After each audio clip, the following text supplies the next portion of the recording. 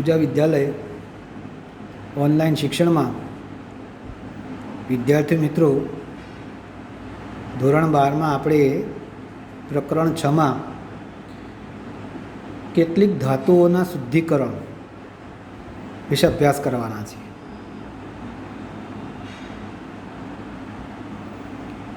અહીં આપણે લોહ તત્વ એટલે કે આયનનું તેના ઓક્સાઇડમાંથી નિષ્કર્ષણ અને નિષ્કર્ષણમાં આપણે એલિંગ્રામ આકૃતિ છે એનો ઉપયોગ કરવાના છે. તો સૌ પ્રથમ આપણે આયનના બે ઓક્સાઇડ છે જેને આપણે Fe2O3 અને Fe3O4 જેને આપણે ઓક્સાઇડ સ્વરૂપ હોવાથી બારીક પાવડરમાં રૂપાંતર કરવાનું છે, કારણ કે આપણે એનું રિડક્શન કરવાનું છે. એટલે બ્લાસ્ટ ફર્નેસમાં આપણી જે આ કાચી ધાતુ છે Fe2O3 અને Fe3O4 એને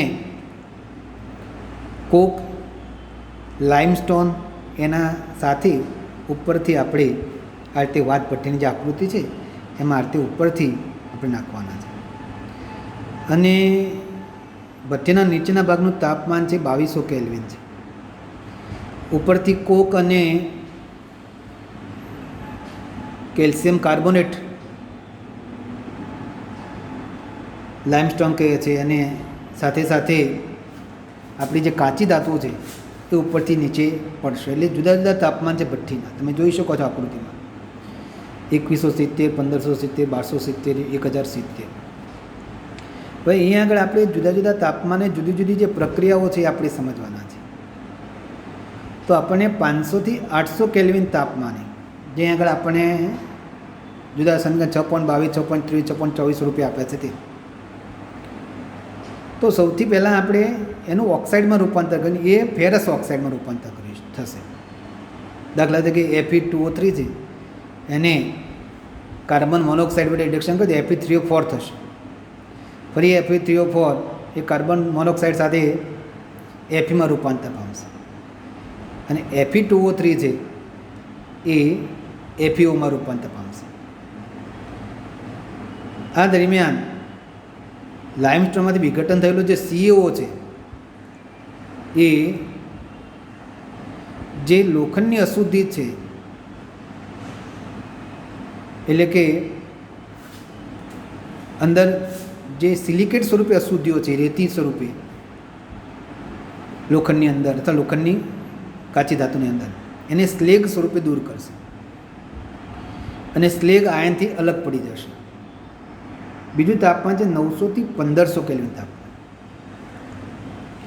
તો 900 થી 1500 કેલ્વિન તાપમાન છે, તાપમાને જે ઉપરથી કોક પડે છે એ કોક અને નીચે જે કાર્બન ડાયોક્સાઇડ ઉત્પન્ન થયું તે પ્રક્રિયા કરીને ફરી પાછા કાર્બન મોનોક્સાઇડમાં રૂપાંતર પામશે.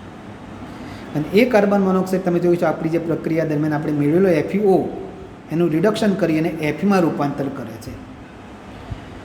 આ વસ્તુ આપણે સમજવા માટે આપણી પાસે બે પ્રક્રિયાઓ છે. એક FeO,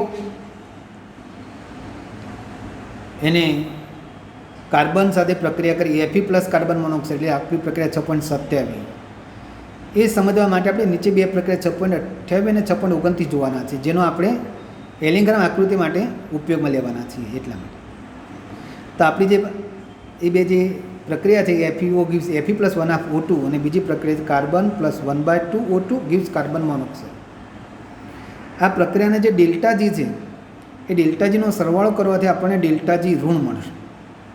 ઋણ એટલા માટે મળે છે કે આપણે અહીં બાજુમાં એલિંગ્રામ આકૃતિ આપણને આપેલી છે. આ એલિંગ્રામ આકૃતિમાં તમે જોઈ શકો છો કે 3 ગ્રાફ આપણે ધ્યાનમાં લેવાના છે. એક પહેલો ગ્રાફ છે આપણો વાદળી રંગનો છે Fe plus O2 gives FeO. બીજો ગ્રાફ છે આપણો બરાબર મધ્યમાં છે C plus O2 gives CO2. ત્રીજો ગ્રાફ છે આપણો C plus O2 gives CO, એટલે કે 2C plus O2 gives 2CO.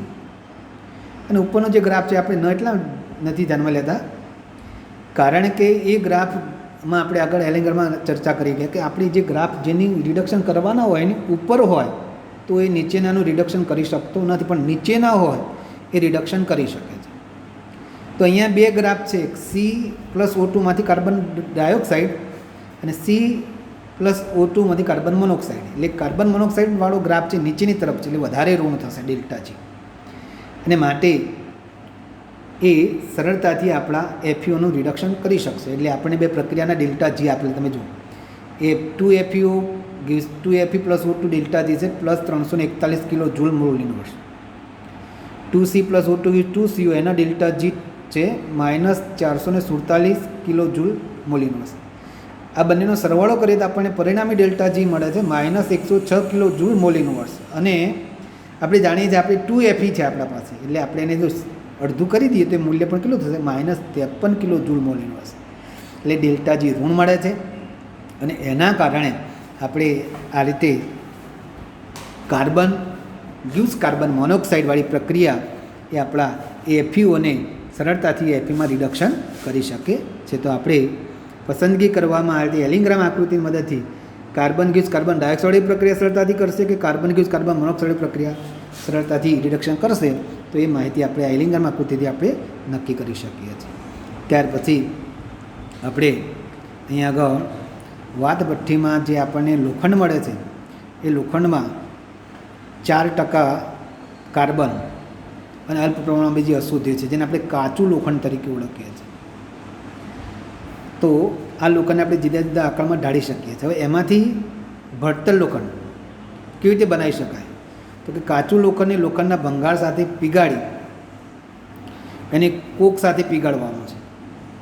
અને જ્યારે એને ગરમ કરીશું એટલે કાર્બનના ઘટકનું પ્રમાણ ઘટશે અને 3% કાર્બન થઈ જશે અને સખત અને બરડ બનશે, જેને આપણે ભરતર લોખંડ તરીકે ઓળખીએ છીએ. અને અતિ શુદ્ધ સ્વરૂપ જે દબનીય લોખંડ, જેને આપણે ઘડતર લોખંડ કહીએ છીએ, આ ઘડતર લોખંડ સૌથી શુદ્ધ સ્વરૂપ છે.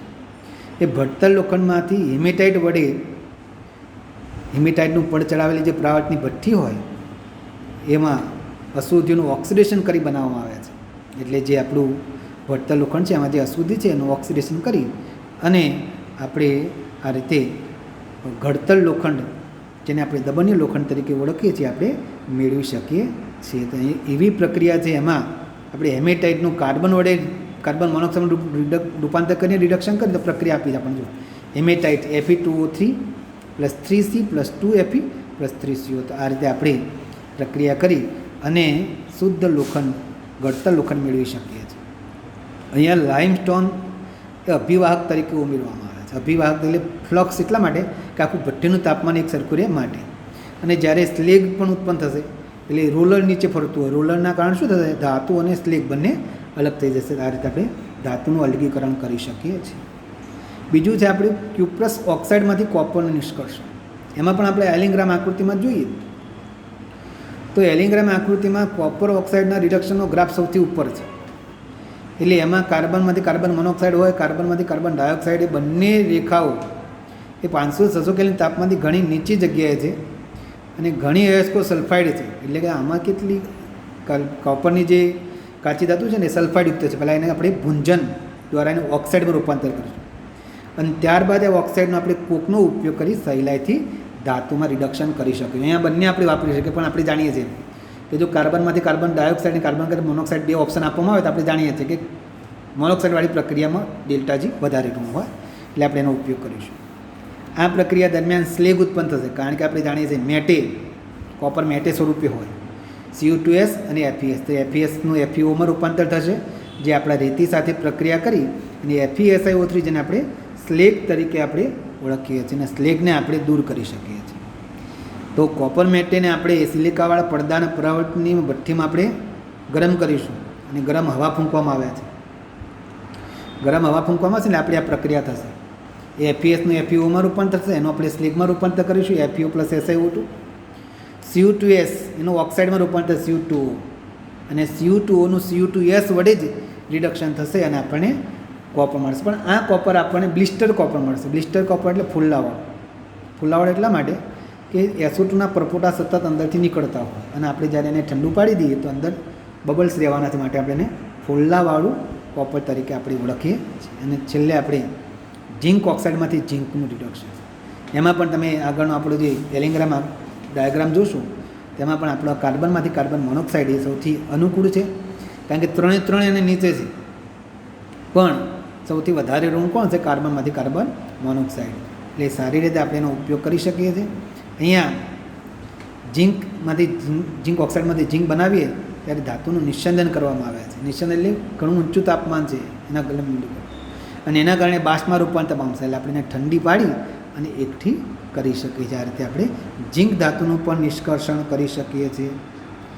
હવે વિદ્યુત રસાયણ, જેમ આપણે અત્યારે ઉષ્માગતિશાસ્ત્ર સિદ્ધાંતનો ઉપયોગ કર્યો ધાતુ કર્મ વિધિમાં, delta G = delta H - T delta એસનો ઉપયોગ કર્યો. હવે આપણે અહીં આગળ વિદ્યુત રસાયણ વિજ્ઞાનનો ઉપયોગ કરવાના છે, જેમાં આપણે ડેલ્ટા G0 =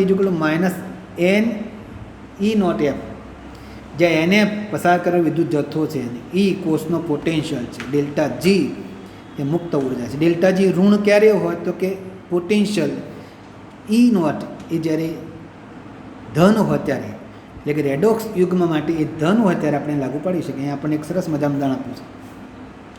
કોપર સલ્ફેટના દ્રાવણમાં લોખંડનો સળિયો મૂકી દઈએ તો આપણી આ પ્રક્રિયા થશે. કારણ કે આ પ્રક્રિયા દરમિયાન જે ઈ સેલ છે, ઈ સેલનું મૂલ્ય ધન મળે છે, અને ઈ સેલનું મૂલ્ય ધન મળતું હોવાના કારણે, કારણ કે આપણે જાણીએ છીએ કે રેડોક્સ યુગ્મનો ઈ સેલ લેવાનો છે, તો આખી આ સમગ્ર પ્રક્રિયાનો ઈ સેલ જે આપણને ધન મળશે, એ ધન મૂલ્ય જ્યારે આપણે આ સમીકરણ ડેલ્ટા G0 = -NE0Fમાં જ્યારે આપણે ઈનું મૂલ્ય મૂકી દઈએ ધન મૂકી દઈએ તો આખરે આપણને ડેલ્ટા જીનું મૂલ્ય કેવું મળશે? ઋણ. એટલે પ્રક્રિયા સ્વયંભૂ થશે અને ઝડપથી થશે. તો અહીં આગળ આપણે આ રીતે પ્રક્રિયાના પોટેન્શિયલની મદદથી પ્રક્રિયા ઝડપથી થશે કે કેમ એ આપણે જાણી શકીએ છીએ. ને અહીં આગળ આપણે એક અગત્યનો મુદ્દો જોવાના છે, જે તમે આગળ પણ 10મા ધોરણમાં ભણ્યા છો, કે એલ્યુમિનિયમમાંથી એલ્યુમિનિયમ નિષ્કર્ષણમાં એક અભિવાહક અહીંયા લખ્યું છે છેલ્લી લાઈનમાં, કેટલીક વખત અભિવાહક પીગલિત દ્રવ્યને વધુ વિદ્યુત વાહક બનાવવા માટે ઉમેરવામાં આવે છે. અહીંયા આગળ આપણે એલ્યુમિનિયમનું Al2માંથી નિષ્કર્ષણ કરવાના છે, અને એમાં આપણે અભિવાહક તરીકે ક્રાયોલાઇટ Na3AlF6 અથવા CaF2 ઉમેરવાના, જેને આપણે મેટ્રિક્સ કહીએ છીએ. જે ઉમેરવાથી શું થશે? Al2O3નું ગલનબિંદુ નીચું આવશે અને આપણે એને પીગાળી શકીએ છીએ. ગલનબિંદુ ખૂબ ઊંચું છે, જો આપણે મેટ્રિક્સ ના નાખીએ તો એનું બહુ ઊંચા તાપમાને પીગળે છે, એટલે વધારે ખર્ચ થશે. તો એ રીતે આપણે એ નાખીને નીચું ગલનબિંદુ લાવીશું, એટલે પીગળી હાલતમાં લઈ લઈશું. આપણે આ પીગાળેલો Al2O3 છે એને આપણે આ રીતે આપણા કોષમાં, જેમાં કોપરના ક્લેમ્પ પર કાર્બનના સળિયા લટકાવ્યા છે, જે એનોડ તરીકે છે, અને પાત્રની અંદર જે કાર્બનનું પડ છે એ કેથોડ તરીકે છે. એમાં રિડક્શન આપણને પ્રક્રિયા આપી છે, Al2O3 + 3C = 4Al + 3CO2. તો હોલ હેરાલ્ડ પ્રવૃત્તિની મદદથી આપણે, કારણ કે આ પદ્ધતિ હોલ હેરાલ્ડ પ્રવૃત્તિ એટલા માટે કહેવામાં આવે છે, હોલ હેરાલ્ડે જ આપણે આ ક્રાયોલાઇટ ઉમેરી અને નીચું ગલનબિંદુ લાવવાની સૂચના આપેલી છે. અને માટે આપણી જે આ પ્રક્રિયા છે એમાં તમે જોઈ શકો છો કે આપણે જે સળિયા છે ને એનોડ ઉપરના, એ વારંવાર બદલવા પડે છે.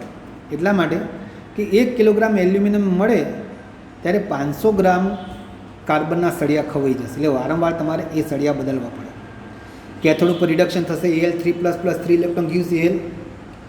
એનોડ ઉપર oxidation, C+O2- gives CO+2 electron, C+2O2- gives CO2 + 4 electron.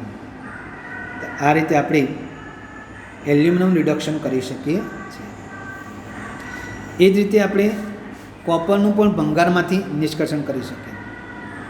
તો કે કોપરનું જે ભંગાર હોય એમાંથી આપણે મેળવી શકીએ છીએ કે એમાં હાઇડ્રોજન વાયુ કે એસિડ આપણે ઉપયોગ કરી શકીએ છીએ. લખ્યું છે નિમ્ન કક્ષાના અયસ્કોની કોપર જલ ધાતુ કર્મથી નિષ્કર્ષ કરવામાં આવે છે. એસિડ અથવા બેક્ટેરિયાનો ઉપયોગ કરી પ્રક્ષાલન કરવામાં આવે છે. Cu2+ આયન ધરાવતા દ્રાવણને લોખંડના ભંગાર અથવા H2 સાથે પ્રક્રિયા કરવાની આપણે જાણીએ છીએ, હમણાં જ આપણે ચર્ચા કરીએ. Cuમાં લોખંડનો ભંગાર નાખો તો Cuનું રિડક્શન થશે, એમ હાઇડ્રોજન વાયુ પણ પસાર કરો તો Cuનું રિડક્શન થશે. આ રીતે આપણે ભંગાર ધરાવતા જે કોપર હોય, એટલે કે ભંગારમાં જે કોપર હોય એને આપણે અલગ કરી શકીએ છીએ, તો કોપરનું નિષ્કર્ષણ કરી શકીએ છીએ. ઓક્સિડેશન અને રિડક્શન દ્વારા શુદ્ધિકરણ. અહીં આપણને વિદ્યુત વિભાજનની પ્રક્રિયા સમજાવી છે. જે આપણે આગળ વિદ્યુત રસાયણમાં સમજી ગયા છે. અહીંયા આગળ બ્રાઇન એટલે કે દરિયાના પાણીમાં નિષ્ક્રિય ધ્રુવો મૂકી ઊંચો વિદ્યુત વોલ્ટેજ પસાર કરવાનું સમજાવ્યું છે. આપણી પ્રક્રિયા 6.47 2Cl plus 2H2 gives 2H plus H2 plus Cl2. આ પ્રક્રિયાનો ડેલ્ટા જી છે પ્લસ 422 કિલો જૂલ. એનો આપણે delta G not is minus NF E નોટમાં મૂકીએ ત્યારે આપણને ઈ મળે છે -2.2 વોલ્ટ. જો તમે આ પ્રક્રિયાને કરવા માગતા હોય તો આપણે 2.2 વોલ્ટ કરતાં ઊંચા વોલ્ટેજ એનો ઉપયોગ કરીશું. પ્રક્રિયાને 2.2 કરતાં ઊંચા વોલ્ટેજે પ્રક્રિયા કરીશું એટલે આપણે જાણીએ છીએ પ્રમાણે બ્રાઇનનું વિદ્યુત વિભાજન થશે અને બ્રાઇનના વિદ્યુત વિભાજન કરી આપણે એનોડ ઉપર ક્લોરિન વાયુ, કેથોડ ઉપર H2 વાયુને દ્રાવણમાં NaOH મેળવી શકીએ છીએ. તો આ રીતે વિદ્યુત વિભાજનથી આપણે જલીય દ્રાવણ વિદ્યુત વિભાજન કરી શકીએ છીએ. એવું જ અહીંયા આગળ આપણે રેડોક્સ પ્રક્રિયા છે પણ એમાં વિસ્થાપન પ્રક્રિયા છે. અગાઉ આપણે શીખ્યા એ પ્રમાણે હમણાં જ વાત કરીએ કે ગોલ્ડ અને સિલ્વર બંનેનું શુદ્ધિકરણ કરવું હોય તો એની ખનિજને આપણે નિક્ષાલન કરીશું. સોડિયમ સાયનાઇડ કે પોટેશિયમ સાયનાઇડ જેવા અવસાદક, જેને અવનમક તરીકે પણ આપણે ઓળખીએ છીએ, એ નાખી અને આપણે એમને ઓગાળીશું. પહેલી પ્રક્રિયા તમે જુઓ Au plus 8Cn plus 2H2. એ પ્રક્રિયામાં તમે જુઓ AuCN2 એવું સંકીર્ણ બને છે. એ સંકીર્ણમાંથી ફરી Auનું Zn વડે રિડક્શન થાય છે અને આપણને ઝીંક મળે છે. એટલે પહેલાં તમે જ્યારે સાયનાઇડયુક્ત સંયોજન નાખશો એટલે Au હોય કે Ag હોય એ સંકીર્ણ બનાવશે, જે દ્રાવણમાં જતું રહેશે. એટલે અશુદ્ધિ આપણે ગાળી લેવાની અને એ જે દ્રાવણમાં રહેલા સંકીર્ણને ઝીંક વડે વિસ્થાપન કરીને આપણે સિલ્વર કે ગોલ્ડ જે આપણે મેળવી શકીએ છીએ. તો આ રીતે આપણે સિલ્વર અને ગોલ્ડનું પણ નિષ્કર્ષણ કરી શકીએ છીએ. હવે આપણે જોવાના છે એમાં શુદ્ધિકરણ, જુદા જુદા પ્રકારના શુદ્ધિકરણ છે. નિશ્ચદન, વિદ્યુત વિભાજન, બાષ્પકલા શુદ્ધિકરણ, દ્રવગલન, જૌન શુદ્ધિકરણ, ક્રોમેટોગ્રાફી. પહેલાં આપણે નિશ્ચંદનની વાત કરીએ. ઝીંક અને મર્ક્યુરી જેવી જે નીચા ગલનબિંદુ ધરાવતી ધાતુઓ હોય એમને ગરમ કરી એમનું બાષ્પીભવન કરીને આપણે એમને ઠંડી પાડીએ એટલે એવી જે ધાતુઓ છે ઝીંક અને મર્ક્યુરી જેવી કે જે નીચા ગલનબિંદુ અથવા નીચા ઉત્કલન બિંદુ ધરાવે છે, એ નીચા ઉત્કલન બિંદુ ધરાવતા ઝીંક અને મર્ક્યુરીનું નિશ્ચંદન દ્વારા આપણે શુદ્ધિકરણ કરી શકીએ છીએ. ત્યાર પછી દ્રવગલન. તો જો દ્રવગલન એટલે જેનું શુદ્ધ કરવાનું હોય અથવા જેનું શુદ્ધિકરણ કરવાનું હોય એ ધાતુનું ગલનબિંદુ નીચું હોય અને અશુદ્ધિનું ગલનબિંદુ ઊંચું હોય. તો એવા અશુદ્ધિ ધરાવતી જેમ કે ટીનનું ગલનબિંદુ નીચું છે, એમાં લોખંડની અશુદ્ધિ હોય જેનું ગલનબિંદુ ઊંચું છે, તો એના મિશ્રણને આપણે ગરમ એવી ધાતુની ઢાળવાળી સપાટી, આપણે એમ ઢાળવાળી સપાટી રાખવી છે, ગરમ હોય, નીચે આપણે વરાળથીને ગરમ કરીશું, એના ઉપર નાખવાની એટલે જે ટીન હશે તો એ ગરમ થઈને પીગળી જશે અને લોખંડ જે ગરમ થઈને પીગળશે ને એટલે આપણી પીગળી જે ટીન છે એ જે નીચે આવે એટલે આપણે એને અલગ પાત્રમાં એકઠું કરી લઈશું. આ રીતે આપણે ટીનને અલગ કરી શકીએ છીએ. ત્યાર પછી વિદ્યુત વિભાજનીય શુદ્ધિકરણ, જે આપણે આગલા ધોરણમાં નીચલા ધોરણમાં પણ કોપરના શુદ્ધિકરણમાં આપણે ભણ્યા છીએ. તો કોપરના શુદ્ધિકરણમાં આપણે જાણીએ છીએ કોપરના દ્રાવણમાં 2 સળિયા મૂકીએ છીએ. એ 2 સળિયા કે જેમાં એક અશુદ્ધ જે કોપર અને શુદ્ધ કોપર છે એ આપણે એનોડ અને કેથોડ તરીકે મૂકવાના છે. તો અહીંયા આગળ જે કોપરના જે સળિયા છે એમાં જે અશુદ્ધ કોપરનો સળિયો છે, જેમાં અશુદ્ધિ સળી રહેલી છે, એને આપણે એનોડ તરીકે લેવાના છે અને જે શુદ્ધ કોપરનો સળિયો છે એને આપણે કેથોડ તરીકે લેવાના છે. તમે જો એનોડ ઉપરની પ્રક્રિયા થશે, Cu gives Cu2 plus 2 electron. એટલે જે અશુદ્ધ કોપરનો સળિયો છે એમાંથી કોપર 2 પ્લસ દ્રાવણમાં જશે અને 2 ઇલેક્ટ્રોન મુક્ત થશે. એવી જ રીતે અશુદ્ધ સળિયો ધીમે ધીમે ઓગળવા માંડશે. અશુદ્ધિ છૂટી પડશે અને દ્રાવણમાં CO2+ જશે. કેથોડ, અહીંયા ભૂલથી કેનોડ લખ્યું છે, કેથોડ ઉપર દ્રાવણમાંથી CO2+ છે એ શુદ્ધ કોપરના સળિયા ઉપર જમા થશે. એટલે જો આખી સાયકલ તૈયાર થઈ. અશુદ્ધ કોપરના સળિયા પરથી Copper2+ દ્રાવણમાં જશે અને દ્રાવણમાં રહેલું Copper2+ સળિયા ઉપર શુદ્ધ કોપરના સળિયા પર જમા થશે. એટલે અશુદ્ધ કોપરનો સળિયો ધીમે ધીમે વજનમાં ઘટાડો થશે અને શુદ્ધ કોપરના સળિયામાં ધીમે ધીમે વધારો થશે. જે અશુદ્ધિ છે નીચે દ્રાવણમાં તળિયે એકઠી થશે, એ જેને આપણે એનોડ પંખ તરીકે ઓળખવાના છે, જેમાં antimony, selenium, tellurium, silver, gold, platinum વગેરે અશુદ્ધિ અંદર હોય છે. અને આ રીતે આપણે એમની પુનઃપ્રાપ્તિ કરીએ એટલે આપણી જે શુદ્ધિકરણ માટેનો ખર્ચ છે એને સરભર કરી શકીએ છીએ. તો ઝીંક પણ આપણે આ રીતે શુદ્ધ કરી શકીએ છીએ. તો આ રીતે કોપરનું શુદ્ધિકરણ વિદ્યુત વિભાજનની મદદથી આપણે કરીએ છીએ.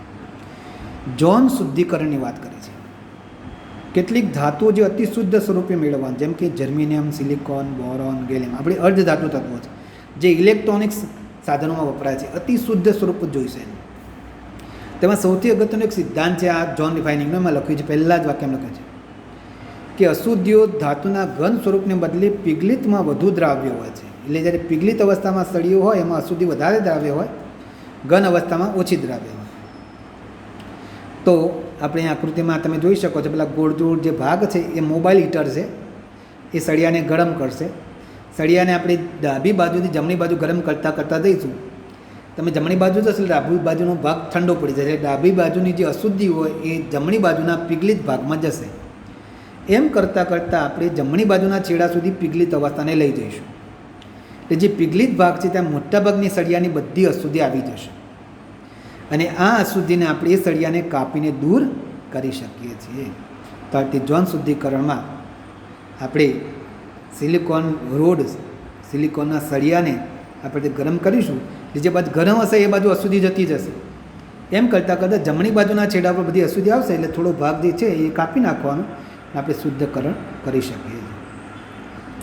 ત્યાર પછી છે બાષ્પ કલા શુદ્ધિકરણ. બાષ્પ કલા શુદ્ધિકરણ માટે બે જરૂરિયાતો છે. એક, જે પણ પદાર્થનો આપણે અથવા ધાતુનો ઉપયોગ કરવાના છે એનું બાષ્પશીલ સંયોજન બનતું હોવું જોઈએ. અને બીજું, આ બાષ્પશીલ સંયોજન સરળતાથી વિઘટન પામતું પણ હોવું જોઈએ. અહીં આપણે નિકલના શુદ્ધિકરણની નિકલની મોન્ડ કાર્બોનિલ વિધિ જોવાના છે. તો તમે જોઈ શકો, નિકલ કાર્બન મોનોક્સાઇડ સાથે 330થી 350 કેલ્વિન તાપમાને ટેટ્રાકાર્બોનિલ નિકલ બને છે. ટેટ્રાકાર્બોનિલ નિકલ એ બાષ્પ અવસ્થામાં છે. એટલે આપણે જ્યારે ગરમ કરીશું એટલે નિકલની બાષ્પ સંયોજન સ્વરૂપે બહાર આવતી રહેશે. એ બાષ્પને આપણે વિઘટન કરીશું. એ બાષ્પને શું કરીશું, આપણે ફરી પાછું ઊંચા તાપમાન, એના કરતાં પણ ઊંચા તાપમાન 450થી 470 કેલ્વિન તાપમાને ગરમ કરીશું. એટલે આપણી જે સંકીર્ણ છે ટેટ્રાકાર્બોનિકલનું વિઘટન થશે અને આપણને નિકલ ધાતુ પાછી મળશે. એવી જ રીતે ઝિર્કોનિયમ અને ટાઇટેનિયમનું શુદ્ધિકરણ કરી શકાય છે. આયોડિન સાથે શૂન્ય અવકાશમાં ઝિર્કોનિયમને આપણે ગરમ કરીશું એટલે ટેટ્રા આયોડિન ઝિર્કોનિયમ બનશે અને એ બાષ્પ સ્વરૂપે છે. તો આ આયોડાઇડ સંયોજન બાષ્પ સ્વરૂપે અલગ કરી એને 1800 કેલ્વિન તાપમાને ટંગસ્ટન તારની જે ફિલામેન્ટ છે એના દ્વારા આપણે વિઘટન કરીશું. એટલે zirconium iodide, tetra iodide zirconium અને વિઘટન થઈને આપણને ઝિર્કોનિયમ પાછું મળે છે. તો આ રીતે ઝિર્કોનિયમ પણ આપણે બાષ્પ કલા શુદ્ધિકરણથી આપણે મેળવી શકીએ છીએ. ક્રોમેટોગ્રાફી પદ્ધતિ 11મા ધોરણમાં આપણે એનું અલગીકરણ સમજી ગયા છે. એમાં સ્તંભ ક્રોમેટોગ્રાફી અને જુદા જુદા પ્રકારની ક્રોમેટોગ્રાફી એ ભૌતિક સિદ્ધાંતોની મદદથી આપણે એને અલગ કરી શકીએ છીએ. અહીં આપણે જુદા જુદા આપણા જે ધાતુઓ છે એનો ઉપયોગ આપેલા છે. કે એલ્યુમિનિયમનો આપણે જાણીએ છીએ, એલ્યુમિનિયમ ફોઇલનો આપણે ઉપયોગ કરીએ છીએ. ત્યાર પછી કેટલીક ધાતુની ઝીણી રજ, રંગો તથા લેકરમાં વપરાય છે. એલ્યુમિનિયમ સક્રિય હોવાથી ક્રોમિયમ અને મેંગનીઝના રિડક્શનમાં આપણે વાપરીએ છીએ. એલ્યુમિનિયમ વાહક તાર તરીકે અને એ હલકી હોવાથી આપણે હવાઈ જહાજના ભાગોમાં પણ આપણે ઉપયોગ કરીએ છીએ. કોપર વાહક તાર તરીકે એના કેટલીક મિશ્ર ધાતુઓ છે પિત્તળ, બ્રોન્ઝ જે ચલણી સિક્કા બનાવવા માટે આપણે એનો ઉપયોગ કરીએ છીએ.